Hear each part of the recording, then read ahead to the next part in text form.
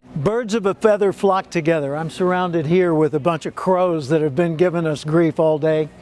And you know, it's interesting, there aren't any eagles hanging out with the crows. I didn't see any sparrows in there either. It's just crows. But birds of a feather flock together. Well, the same thing's true for people. Who do you hang out with? Seriously, who do you hang out with the most? At work, who do you associate with? Who do you spend time with? When you've got leisure time, socially, who do you get together with? In the evenings, in your casual time, who do you spend your time with? You see, if you spend time with people who also want you to succeed, I'm assuming you want you to succeed, right? If you associate with people that also want to assist you in succeeding, you succeed more quickly. If you associate with people who are skeptics, who are doubters, who are cynics, who say, you know, what makes you think you can ever do that? Jeez, you need to get realistic, dude. Bring it down. You know, you're fantasizing. These are delusions of grandeur. You'll never do that, right? Those people drag you down. They diminish your energy, they inhibit your creativity, and they cause you to have feelings that make you less likely to succeed. You say, yeah, but they're in my family, or I live with them, or I'm married to them, or I'm whatever, I work for them.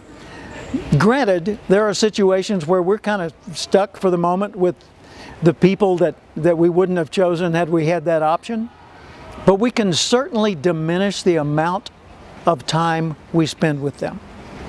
Or we can change the nature of the time we spend with them. Start with self-awareness. Find out what's going on in your day. Just look at your day and keep notes for a few weeks of how you spend your day, who you spend your day around. Who do you see most often? Write their names down. Maybe just put a little tick mark by their name every time you have a direct contact with them during a day or a week.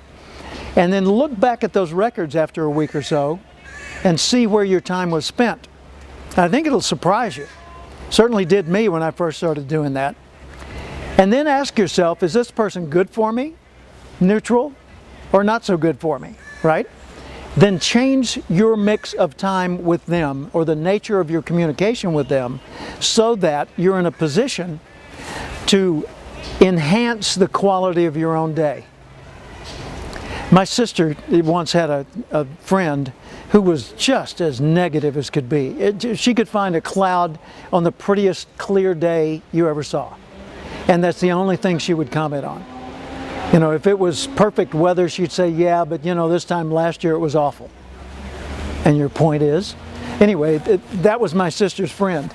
And my sister brought her around to my house a few times, and I said to my sister one evening, don't bring her around anymore.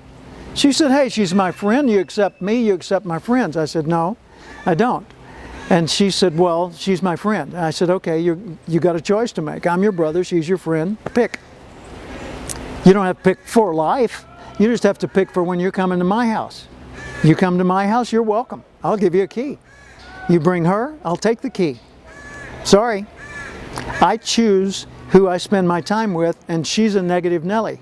She's a cynic and a gloom promoter. So no more for me. And she, you know, my sister kind of got all huffy and then thought about it, and later she said, I get it, no problem. Okay? But if you and I don't take charge of that, hey, we're going to end up with whatever somebody else decides. So look at the contacts you have. You know, it's one thing to control your environment. It's quite another thing to control the nature of interactions that go on within that environment. So slowly, bit by bit, you and I need to take charge of one more section of our life and just make it a little bit better. And next week, a little bit better. And the next week, a little better than that. And a month or two from now or a year from now, we get to make a big choice, and it gets a whole lot better almost overnight. Incremental steps and then giant leaps.